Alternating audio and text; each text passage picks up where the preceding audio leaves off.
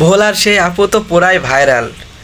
সে metro রেলে ওঠার জন্য টিকিট কেটে লাইনে দাঁড়িয়েছিল। এই ফাঁকে কোনো এক সাংবাদিক তার ইন্টারভিউ নেয়। সেই ইন্টারভিউ দেখার পরে সে এখন জাতির ক্রাশ হয়ে গেছে।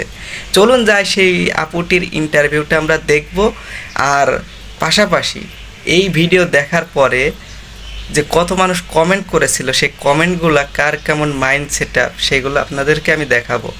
ভিডিওর সাইডে আপনাদেরকে আমি কমেন্টগুলো দেখাবো, অবশ্যই ভিডিওটা কন্টিনিউ করুন। ধন্যবাদ সবাইকে।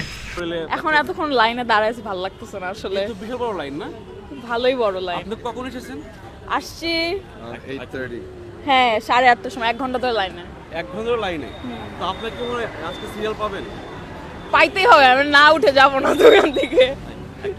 সরি, আমি না উঠে এখানে যাবো না, তো এখানে দাঁড়াইছি, যতক্ষণ দাঁড়ায় থাকতে হবে দাঁড়ায় থাকবো। আপনি কোথা থেকে এসেছেন? কি বলা থেকে? আচ্ছা না, বলে দেওয়া হচ্ছে যোগ। আমরা ধানমন্ডি থেকে আসছি। কে কে আসছেন? আমি আর আমার ফ্রেন্ড, আচ্ছা আমার চাচাতো ভাই, আমার চাচাতো ভাই। সত্যি কি আসতো ভাই? নাকি সামথিং সামথিং?